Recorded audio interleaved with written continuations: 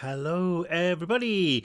Good evening, everyone. It is another evening session here today. I'm still busy editing this book. It really gets to the point where you're like, I never want to read this book ever again.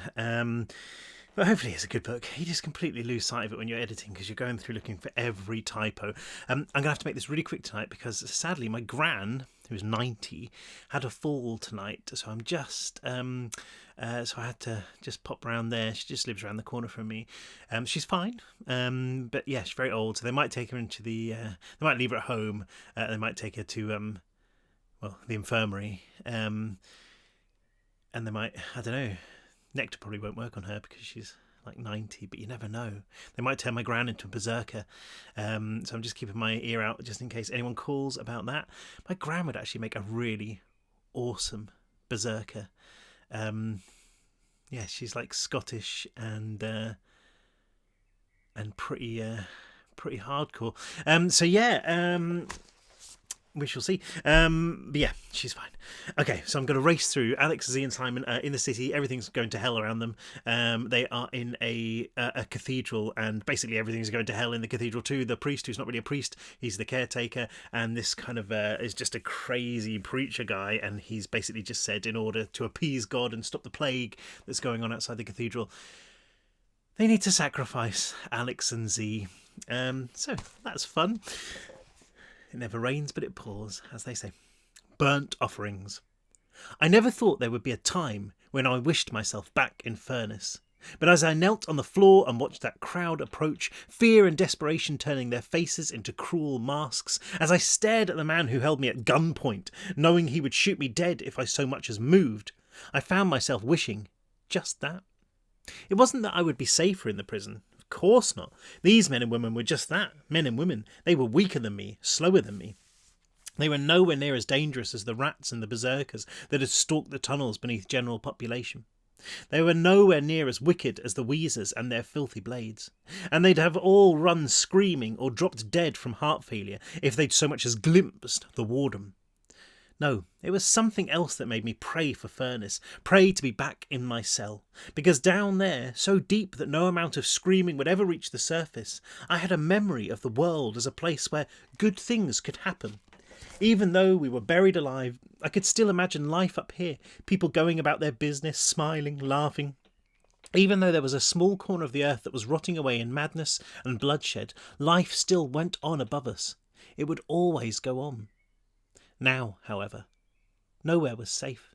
There were no more smiles up here, no more laughter. That dead core was spreading outward, infecting everything.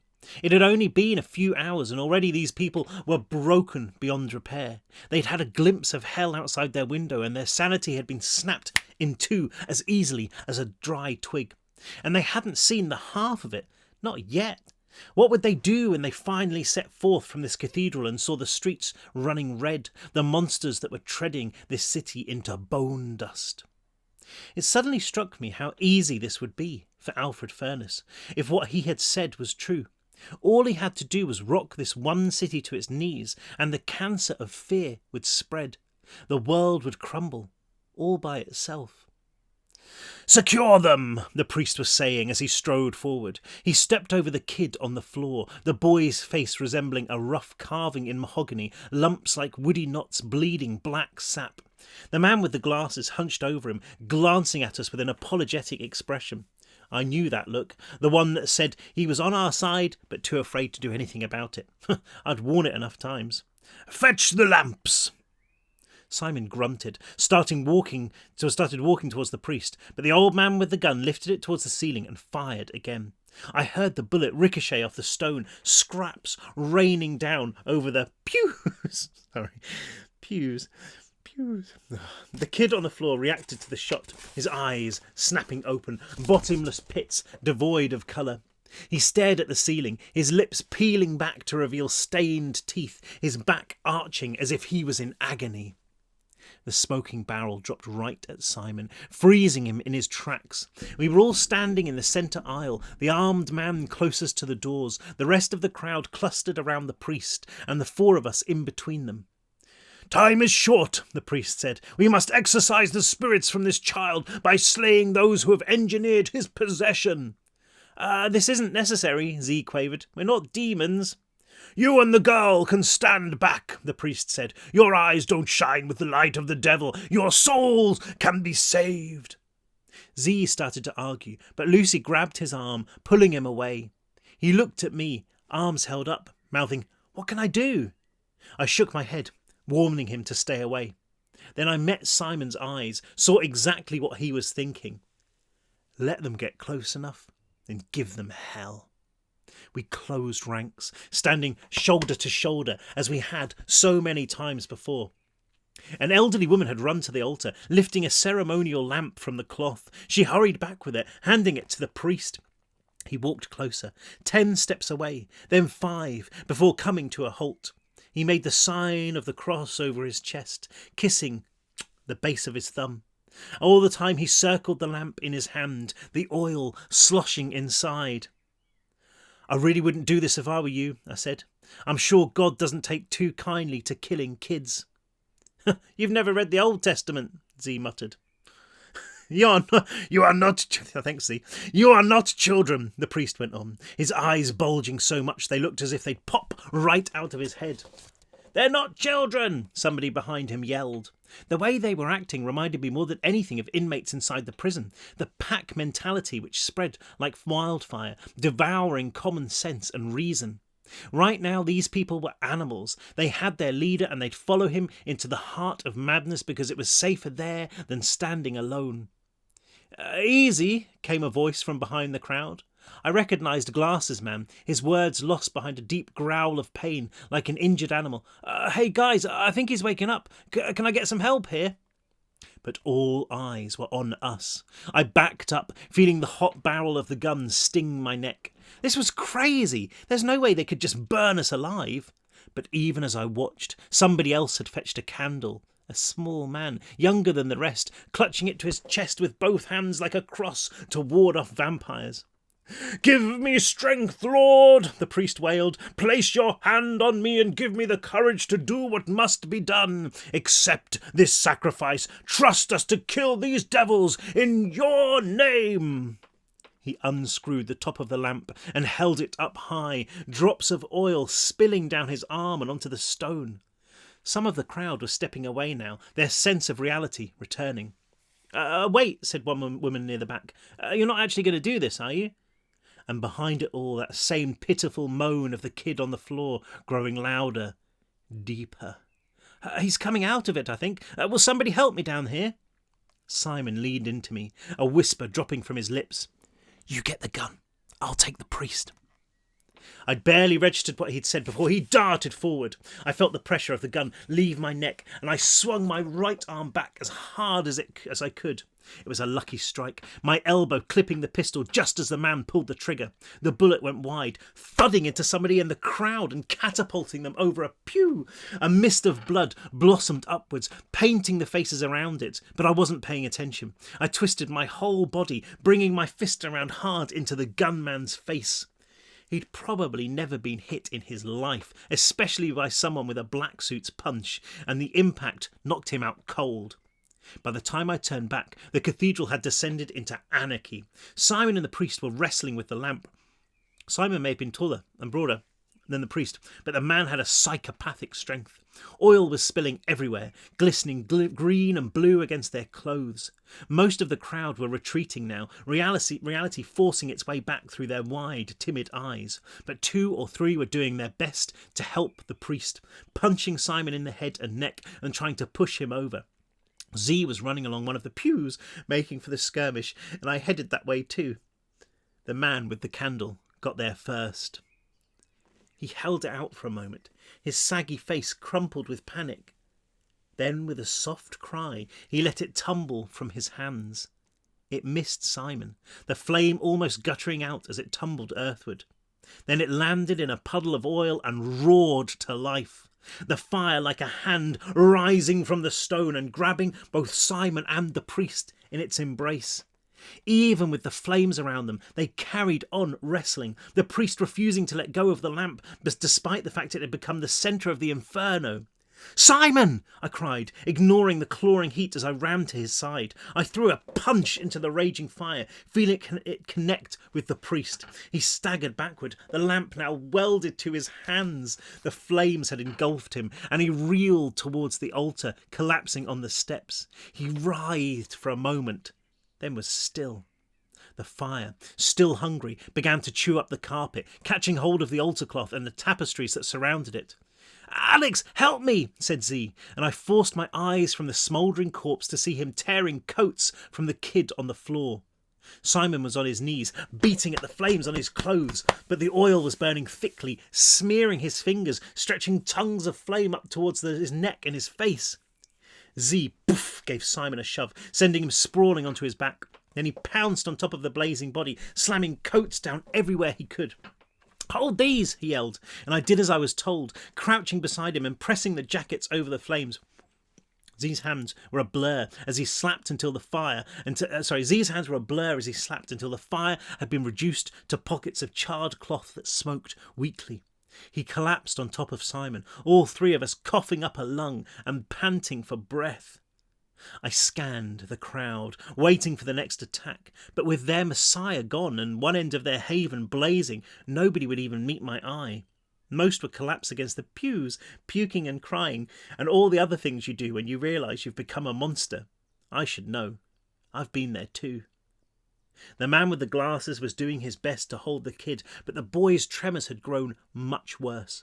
The boy was thumping up and down, each motion causing a squeal of wood as the pew was dragged over the stone.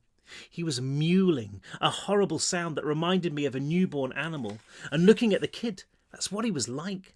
He wriggled against the man's grip like an oversized baby, gnashing the air, clawing helplessly at the plastic cuff, dribbling mouthfuls of black liquid. "What do we do?" the man asked. "What's wrong with him?" I knew exactly.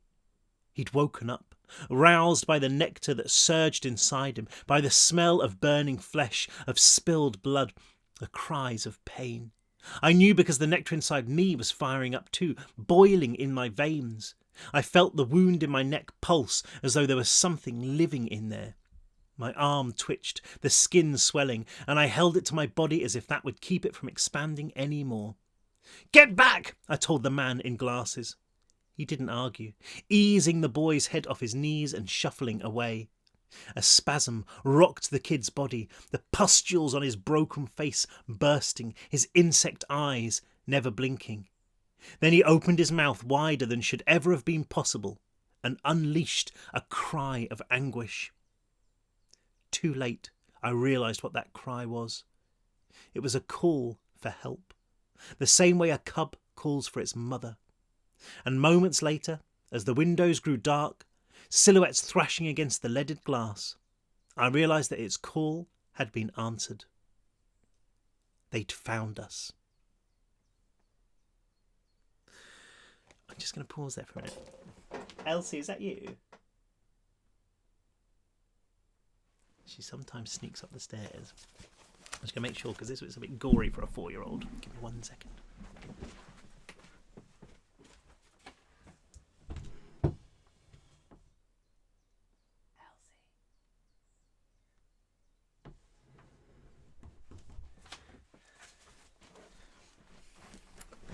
I think we're all right, unless she's hiding. Okay, time for one more. Invasion. They came through the window hard and fast, led by the same berserker we'd seen at Twofield Station. It pushed its fat, grinning baby face through the leaded glass, emitting that same spine-chilling giggle. Then it dropped the 10 metres or so to the floor, snapping a pew and scattering Bibles like leaves. A window smashed on the other side of the cathedral, two shapes pushing through a vision of angels, not seeming to notice that the glass was cutting their skin to shreds. Judging by the amount of nectar that was spilling from them, streaming down the walls, those wounds would be closed before they hit the floor. They were both inmates who had become rats, their overalls scuffed and torn almost beyond recognition, their faces darkened by the fluid pumping beneath their skin. One had already grown enormous forearms, reminding me of Popeye.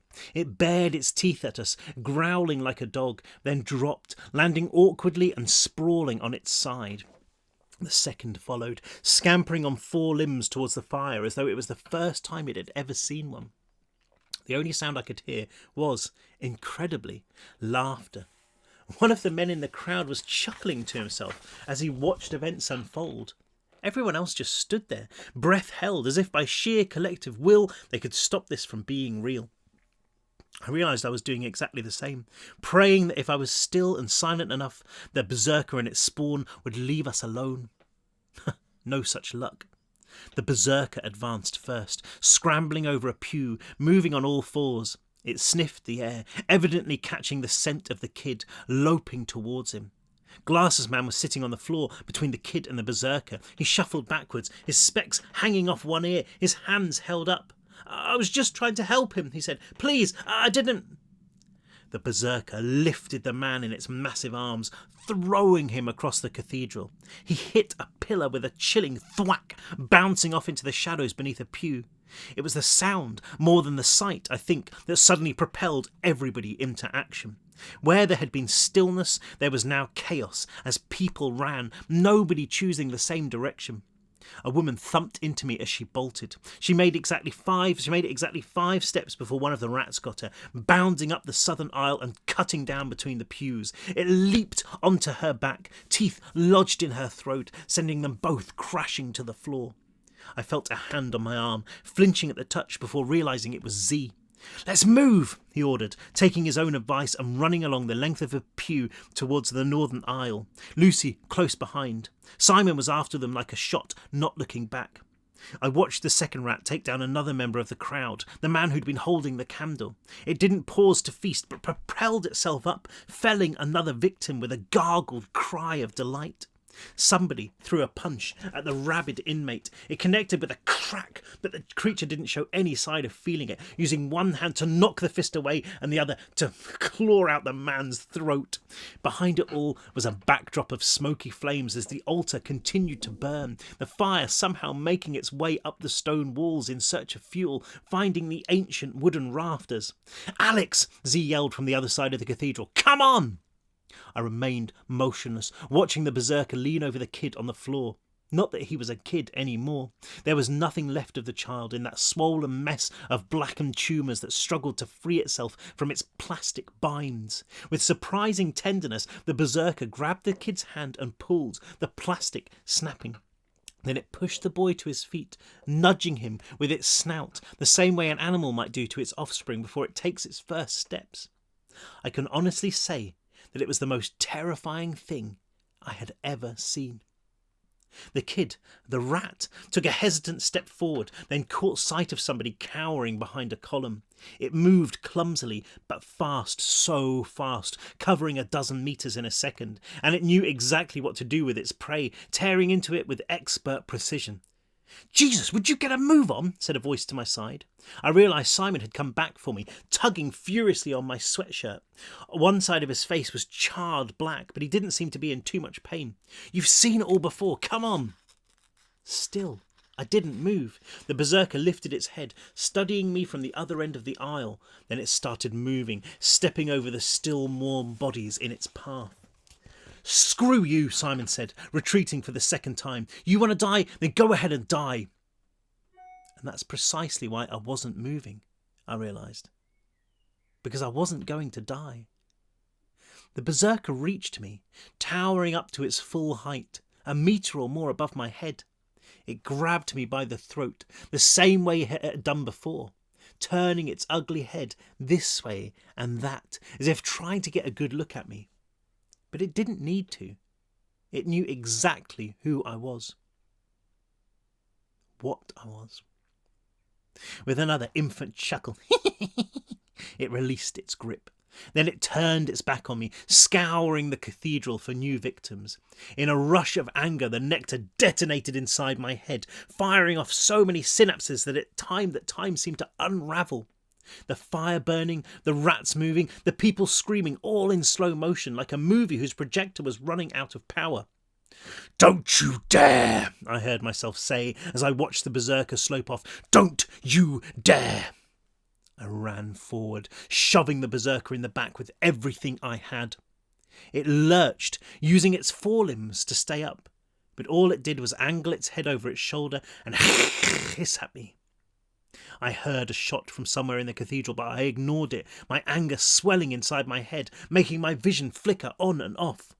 This was by far the worst thing that could have happened, worse even than me being torn to pieces, being eaten alive.